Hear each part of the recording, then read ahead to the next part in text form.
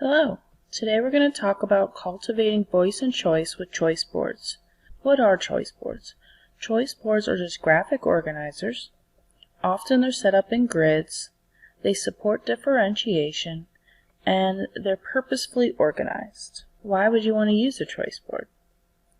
Choice boards are great at stimulating student engagement, empowers students to choose how they learn, encourages responsibility and independence, and allows differentiation in one document. How do you create one?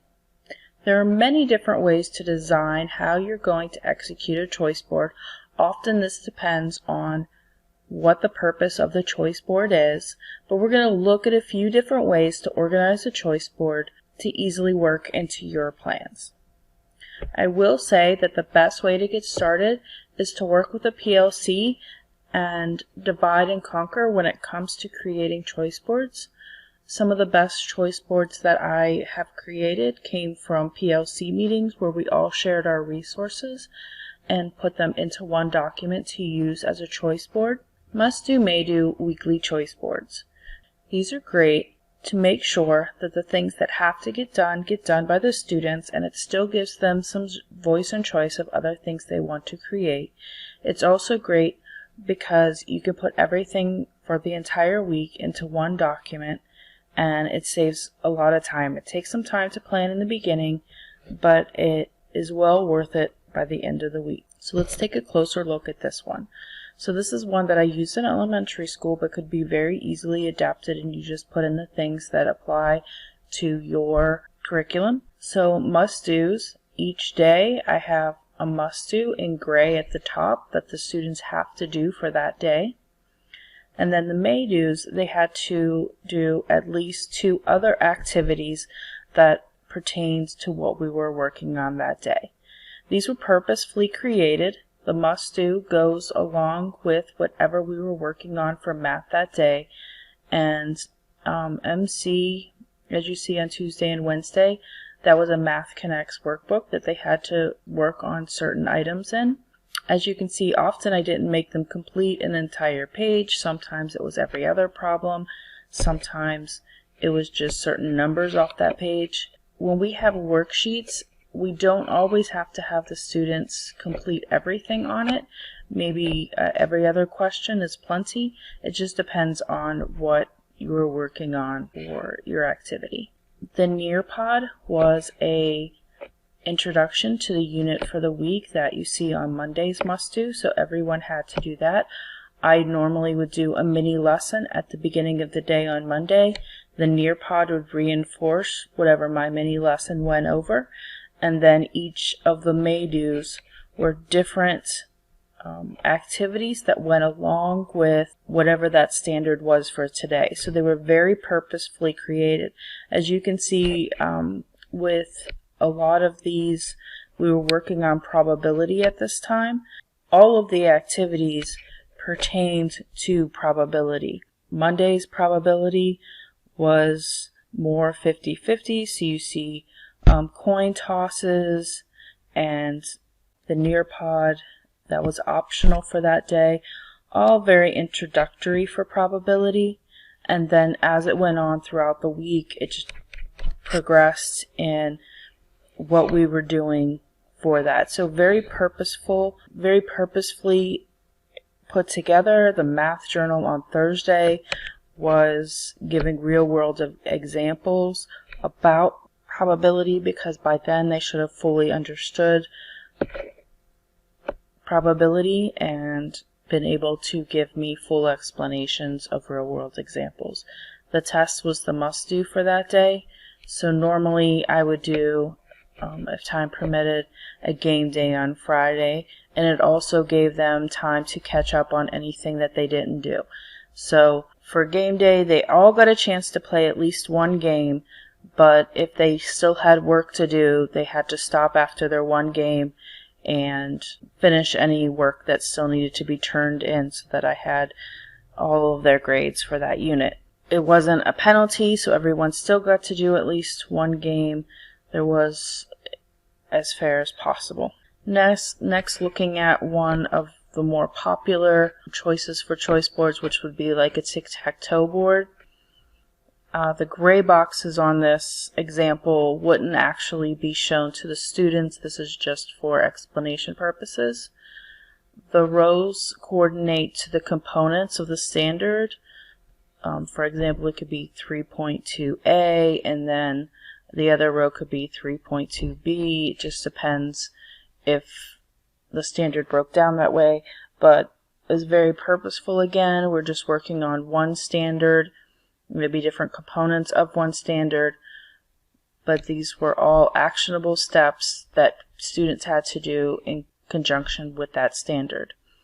The columns, however, are different ways or methods that they might want to show their learning. So if I have students that enjoy writing, they might choose to do the different components and just go straight down that row and do all of the writing activities.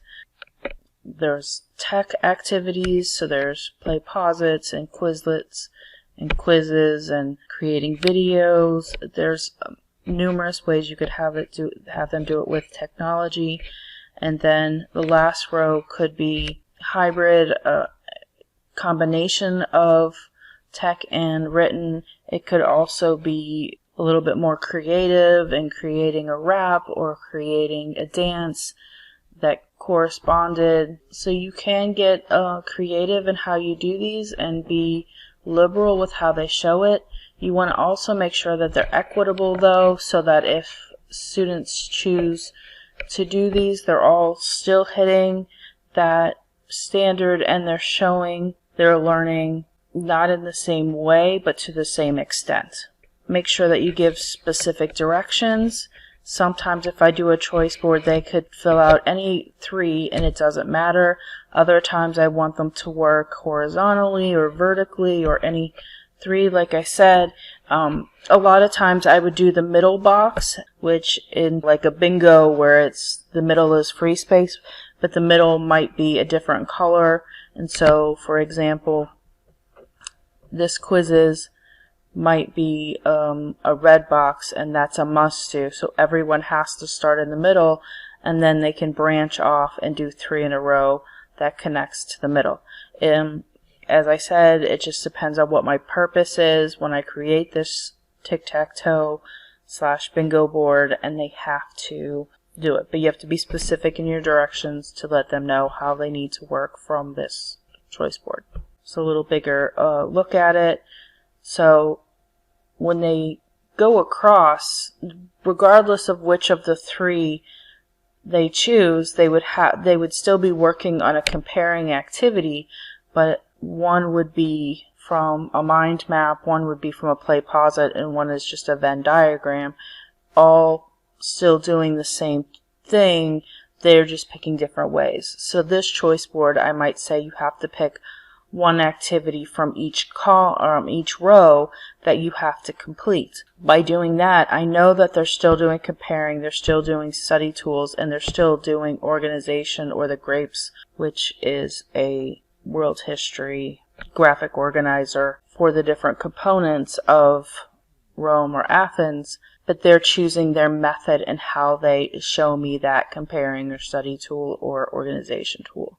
The next example is total points. There's multiple options for the different activities. This could be used over an entire week. This is not necessarily a day activity. It could be for a whole unit. Quicker and easier items are worth less points, and then the longer activities are worth more points, but everyone has to get to 100 points. So some students might be strategic in how they do this. They may be just doing the ones that are easy, but even if they did all 4 20-point, they would still have to go down and pick a 40-point because they won't get to 100 by only picking 20-point activities. They're going to end up doing more work in the long run because they're having to do 5 things for the week, whereas if somebody picks a 60 and a 40, they're only doing 2. So equity-wise, they're all doing really the same amount of work over the length of time. They're just choosing if they want to do more small activities or a few larger activities. As I said, this could be for a whole week or maybe even a week and a half if that's how long this unit is. All of these things will take enough time. So that's another thing that you have to consider is how long do I expect these things to take? What do I do with early finishers? How do I handle people who aren't getting things done in a timely manner? So if we're working on these things in class and somebody's constantly off task and isn't really working on this, how am I going to handle that? There are things you have to put in place from the beginning that has, here are your choices, here are the consequences of what happens if you don't have these things done. And these are all classroom management and management issues that I deal with at the very beginning of starting small group or choice board activities with the students. Before I even meet with small groups, I'm working on how am I going to model how this is getting done. It's a bigger view of it. This one is a project choice board. All of the varieties are options for larger projects, but they get to choose one. This has a lot of different options. This is something that you would work with a PLC to come up with all of these. You do not need to have this many choices. It may only have 6 choices, be half the size of this, and still be a great choice board for students to choose from. This is a great one where you could have some more creative choices. A lot of these are still written or online, but it could be creating a video, it could be creating a song, it could be creating a dance where you're purposefully explaining why you choose that move to go along with that historical person, and maybe writing something to go with it that explains the connection. There are a lot of different ways to do this, but as I said, this doesn't have to have as many choices on it, but I would definitely put this together with my PLC so that we are brainstorming this together. And this isn't something that one person is working on, especially having 12 choices. This is something that you would create over time. In most of these choice boards, they're not connected to many links, but I would link these back to turn in through Schoology. I would probably put the choice boards on a Google slideshow so that the choice board is on the first slide and then the students create their work below. Maybe not necessarily on this one, but some of the previous ones. This is another choice board that shows a summative PBA. The students had to choose 3 things from this board and put them into one presentation and submit it in Schoology. So that is an example of what I was just saying. Lots of variety of things. I love that there's a soundtrack on here, so those kids who enjoy making music can create a representation of their family history. But that would be something that they would have to do. There's very detailed directions for each one of these of what they have to do and what the expectations are, which is really important too. This is something that if you were to do a link back to Schoology, you could have those directions in different places and different explanations. You could do them as oral links. So you just explain it so they would listen to the directions from a link on each box. That's also an option. So how do you get started on this? Again, you want to be purposeful. You want to make sure that the standard that you're working on is covered. You want to make sure that the quality of work that you're expecting from students is equitable and evenly distributed as much as possible. If a person is a visual learner and there's visual learner options on there, they're going to think that those are the easier choices because that's what they're drawn to. Whereas if a student is more a writer, they may think those visual art ones were hard. So as long as there's an even mix for all students, it's going to be fair and equitable. You just want to make sure that it's going to take them roughly the same amount of time so that you're getting quality work from all students. So creating a choice board, first I want to think about what standard or standards I want to work with. I never put more than 2 standards on a choice board because I want to be very purposeful and make sure that I'm getting distinct activities from them that represent what I need them to know.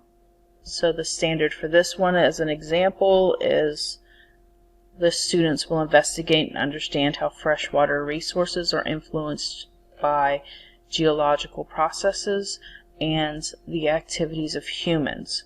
So choice style for each of my columns, and then the different items that I need from them. I want them to be able to identification of sources, the effects from humans using the water, identification of major watersheds in the system. So there's very purposeful rows, and then what they have to do to show me their learning for those would be the different styles that are coming down from the columns. So for example, in our first row, I have them writing a report or labeling and drawing a map that identifies.